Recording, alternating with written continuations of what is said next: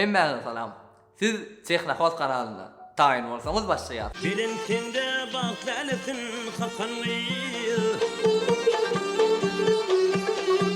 Ýakynda Xiaomi kompaniýasy özüniň ullukan prezentasiýasyny geçirdi we o prezentasiýada bize Mi 12S, Mi 12S Pro we Mi 12S Ultra smartfonlary görkezdiler.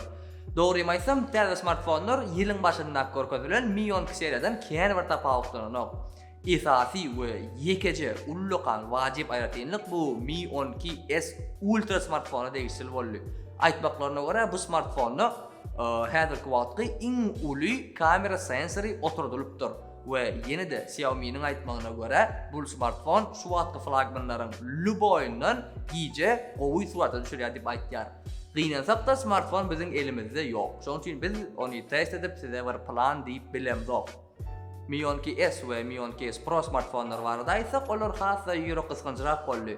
Olar dizaýny boýunça da, iç goşy boýunça da öňkü paketlenýän smartfonlardan hiç ýylak bir tapawutlanok. Üstesine de smartfonlaryň hiçisi Xitaydan başga hiç ýerde satylmaýar. Ýöne biz Xiaomi'ni gowy bilýärse, näme olar şol bir smartfony başga ad takyp, başga döwletlerde hem satyp bilýärler. Şunluk bilen Xiaomi baradaky täzeliklerimizi jemleýär. Gelin inlik täzeliklerle söýlerim.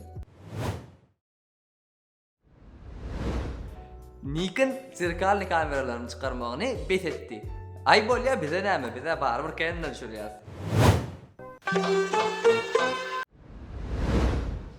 Bugünkü videoda Apple barada bir näçe gyzykly täzelikler jemledik. Gelin olary da söýlerim. Birinji bu iPhone 14 täze A16 Bionic prosesoryny almaly diýip meşhur analitik Ming Chi Kuo aýdyp geçdi. Bilýän bolsaňyz, öňkü çykýan iPhone'laryň hemmesi Pro modellem ýöneköy modellerim iň täze prosesorlary alýadylar. Aramızda iPhone oynayanlar bağı olsa ve siz öz telefonunuzun haýsy prosesorda işleýänini bilýän bolsaňyz kommentariýada belläň, okamak diýsen gyzykly bolar. Bilmeýänler üçin ýatlat ýaz. Meselem iPhone 13'üm, iPhone 13 Pro'da täze çykan A15 Bionic prosesoryna işleýärdi. Şonuň üçin olaň ikisem meselesiz iň agyr oýunlary açyp oýnamana mümkinçilik berýär. Inni Apple kompaniýasy öz ulanjylaryny ol hezirlikden hem aýyrjakmyşyn diýip gep gurrunlar çykyp başlady. Ming Chi Kuo aýtmagyna görä, iPhone 14 we 14 Max bu ýyl mini model bolmaz, oňa derek 14 Max model bolar.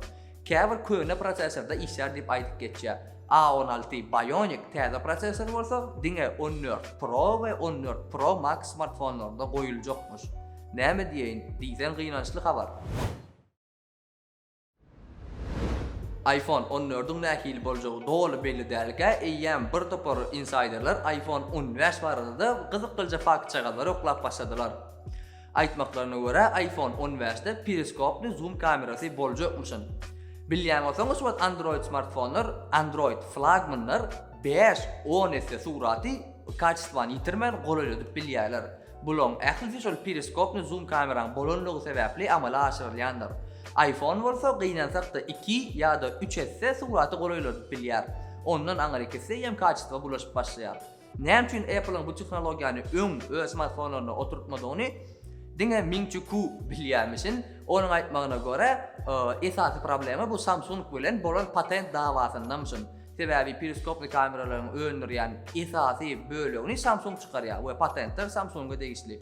Apple bolsa olardan ruhsatsyz o zady o tehnologiýany öz smartfonlaryna ornaşdyryp bilen okmuşyn. Ýöne inni ýende şu Ming Chi Kuo'ň aýtmagyna görä, Apple bu problemany çözüpdir we iPhone 15'de bölekleýin, meselem diňe Pro modellerde, prostoýlarda bolmaz. iPhone 16'da bolsa eýýän doly hemme smartfonlarda periskop zoom kamerasy goýuljakmyşyn diýip belläp geçýär. Inni bolsa Apple kompaniýasynyň öýrümlerini çyny bilen halap ulanýan adamlar üçin çaraja gynançly täzelik. Kompaniýadan iň bir awraýly, iň bir sözü geçýän, iň bir fiýlanýan adamlaryň biri işden gidýär. Ýok, bu Tim Cook däl. Bu adamyň ady Jonathan Ive. Siz bu kimay? Bize Apple'a Jonathan Ive diýip adam eşlemzok diýip sorap bilersiňiz. Ýöne ynanaýmaňa siziň şu wagt ulanýan iPhone'laryňyzy, Apple Watch'laryňyzy, iPod'laryňyzy, iPad'laryňyzy, MacBook'laryňyzy we issenlik Apple'ın, siziň bilýän Apple'ın tehnikalaryny Jonathan Ive döreden adamdır. Jonathan Ive kompaniýa 1992-nji ýylda gelýär we 27 ýyllap onuň ad awraý üçin çyny bilen işleýär. 2015-nji ýylda bolsa Apple'ın baş dizayner wezipesine işe başlaýar. Steve Jobs bilen bilelikde bu adam bizim häzirki ulanýan device'larymyzyň ählisini projektirlap, olaryň dizaynini çizýändir. Jobs bolsa interwýularyň birinde baş dizayner kompaniýada menden soňky ikinji hukukly adam diýip belläpgem geçipdi. Aslında Jonathan Apple'dan 2019-njy ýylda gidipdi we özüniň Love From atly studiýasyny açypdy. Apple bolsa özüniň tutuş dizayn işini ählisini jemläp şo Jonathan'ın studiýasyna berýär we olar $100 million kontrakt baglanşýarlar. We ençeme ýyllap Jonathan Apple'la bir ýöne kömekçi konsultant hökmünde işleýär. Inne bolsa gynansak da Apple we iPhone öz kontraktlaryny uzaltmadylar. Bularyň näme üçin kontrakty uzaltmadygyny hiç kim takyk bilenok. Ýöne ýaýran gep gurrunlara görä kontrakty uzaltmazlygyň esas sebäbi bul ilki bilen Jonathan Ive'ın kompaniýadan alýan aýlygy, ikinciden hem Apple'ın dizaynerlarynyň ulum üçberde Love From studiýasyna işe gitmegligi diýip aýdylýar.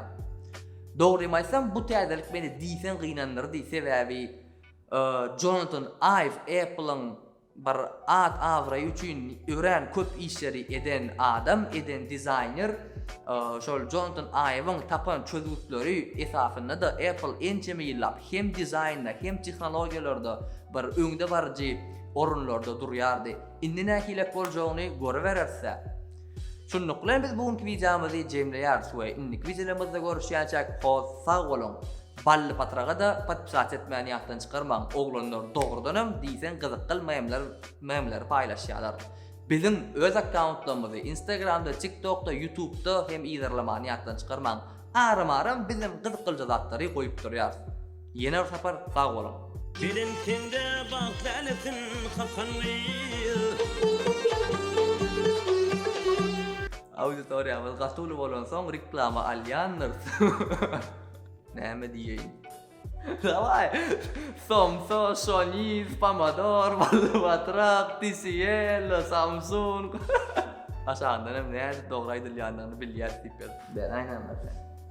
On näse bana 50 tenge. 50 moklaýym öyle. Daş etdimmi? Bilýän. Auditoriýamyz gastuly bolan soň